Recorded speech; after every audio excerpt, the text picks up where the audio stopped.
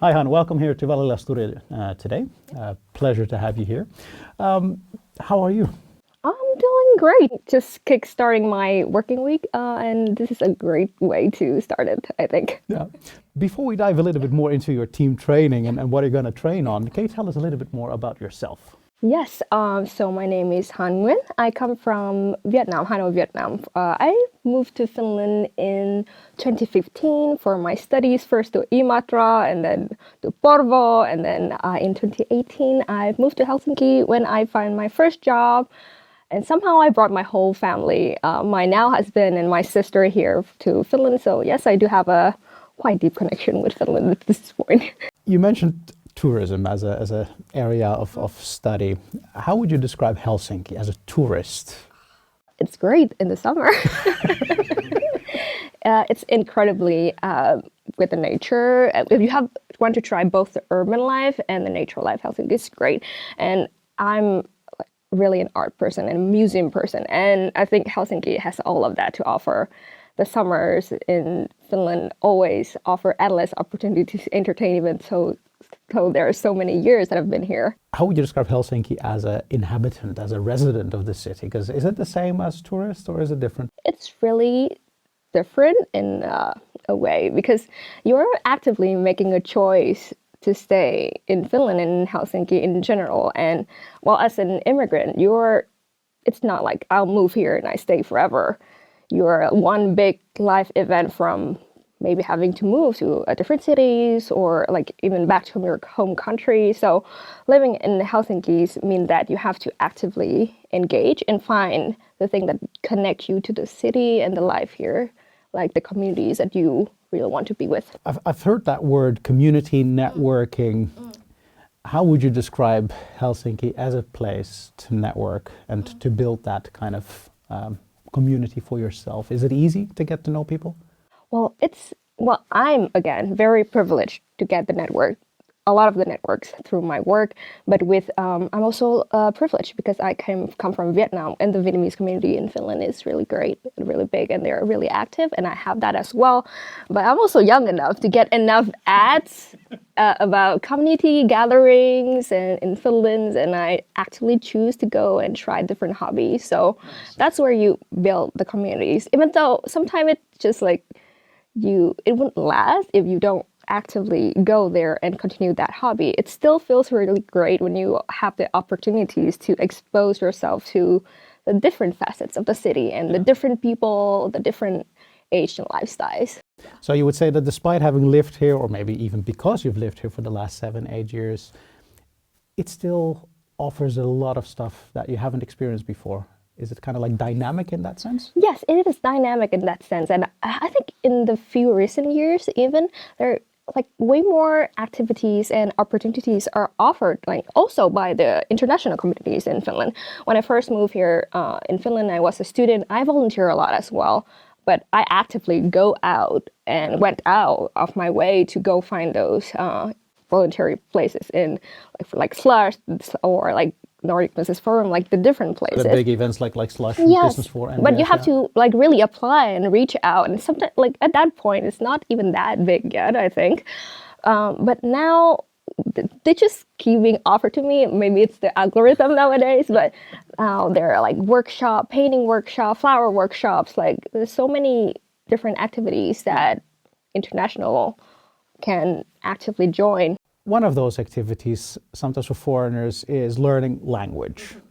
I've had my own journey with the language. I gave up at some point. I figured like this is not for me the way they teach it, and then I just read the news and that way developed fluently bad Finnish. How's that been for you, that journey? Well, this is where I can get a little bit more philosophical. Like, what does it mean to integrate someone? If it's learning the language, I fail miserably.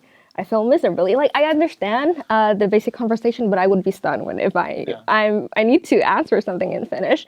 But in my 10 years in Finland, I have contributed to the society in many different ways. Through my jobs, I have helped so many younger people in Vietnam to have a life here, settle their life, and mentor them to have jobs, which I'm really proud of. I also got my master's, and just I did the cultural factor group test, and I'm culturally more Finnish Very nice. than Vietnamese. Like it's very, very clear. Yeah. The language is something I always feel guilty about. Feel like it's deeply conflict because I respect the language so much, but it's a really big commitment. Again, I've done 10 years here in Finland and I'm still not even turning 30 yet. Does Finland inspire? Yes, Finland gives you a lot of space to think, not just the natural, the atmosphere in general, but the, how would I say, it's the individual, give you the space and respect you as a person, the thinking in outside the box.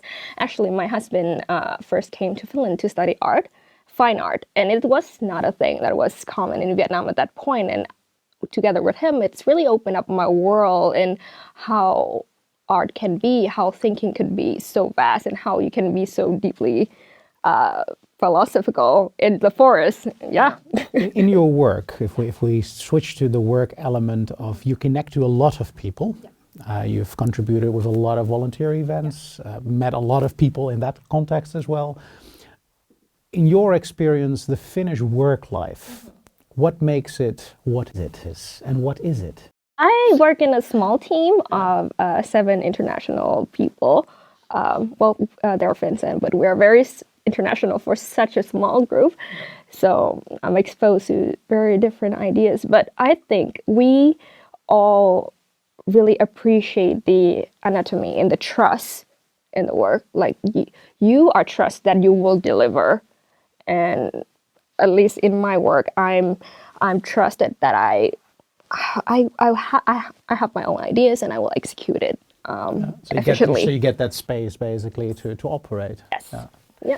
And how is that different from, for example, Vietnam? For example, in Vietnam, it's very hierarchical. It's not just about your age, your status, and your gender sometimes. But again, here you are a person. If you have a job title, you are trusted to deliver the work that you do. The title says, yeah. Okay. And do you think it's, or in your perspective, has it been easy for people that come from abroad to adjust to that trust? Because it's given, but at the same time, it also needs to be taken. Well, I think from my personal experience with the Vietnamese I know, we work really hard. And so, yeah, I think, but at some point it could feel like heavy a little bit because we are also navigating the life after work, the complexities that I've mentioned earlier. And it could feel heavy if you don't have a good supporting system. So that's interesting, because if we dive into that level of operating space, it also means you need to make choices. Yeah. And if private life already has a lot of things to weigh and reflect on, that could theoretically become quite overbearing for some people. Yeah. Have you seen that, not maybe in your own space, but in like the Vietnamese community? I think the work-life balance in Finland is great, and the work anatomy that I experience is great.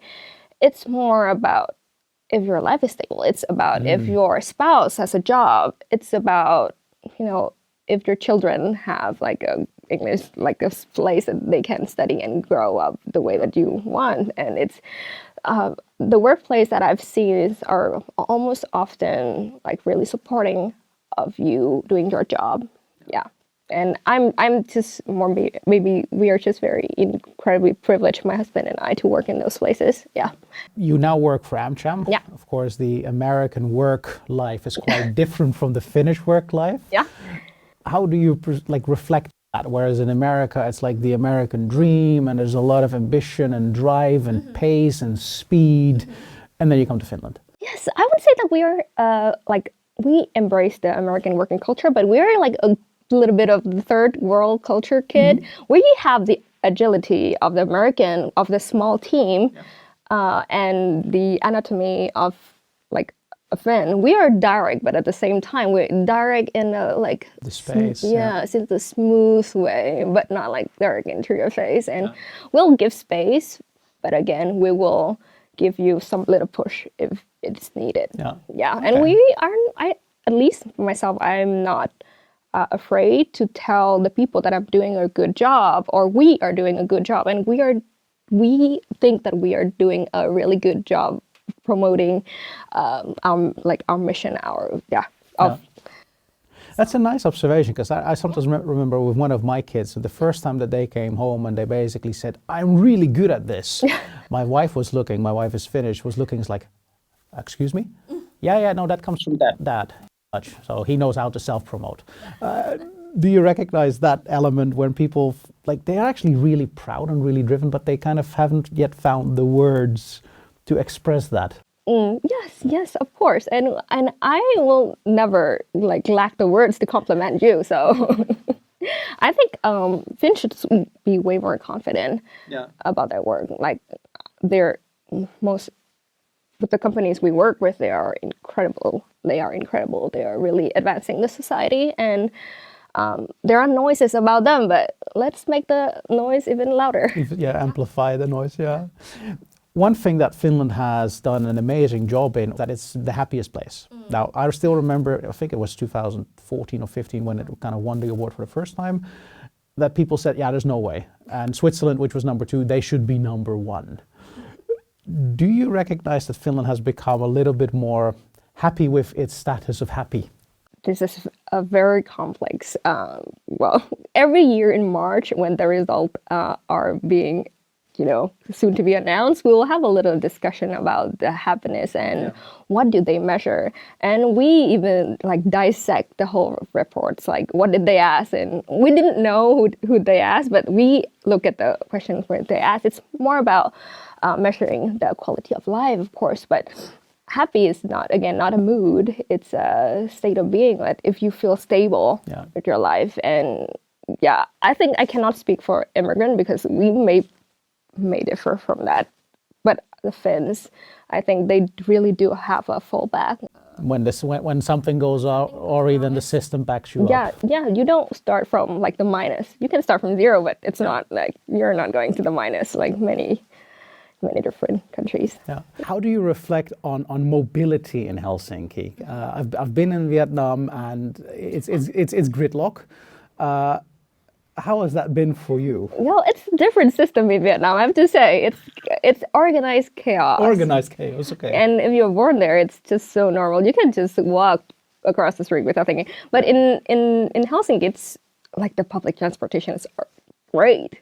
Like I live next to the tram line. I live in Jäkäsaari, so I have access to both the tram line and metro. I'm just literally like a few minutes walk to everywhere. And we really enjoy that offer. It's not something I take for granted. I'm grateful for that. I'm grateful to city bikes in the summer as well. So you can basically cycle everywhere, take public everywhere. You mentioned living there in Jätkäsaari. It's next to the harbor, of course, one of the many boats going to other places. How do you experience that water element of Helsinki? Well, I live by the water. It's so very windy where I live. But I enjoy the water so much. The beach could feel a bit more better, I'm saying. But just the vastness of thing, and that you're just always a few kilometers away from the forest, or just a few, like for me, a few minutes walk from seeing the water, and just have space for yourself to contemplate. It's a luxury if you're living in urban life, and I think Helsinki really offer that opportunity. Yeah. So it's kind of like a nice combination of urban life, but with enough green space, blue space to kind of breathe and explore. Yes, if it doesn't, like the wind doesn't blow 40 kilometers an hour like yesterday. Windy, exactly. Yeah. Perfect. Yeah. Thank you so much, Hanh. Yeah, that's great. Thank you so much. Wonderful. Good.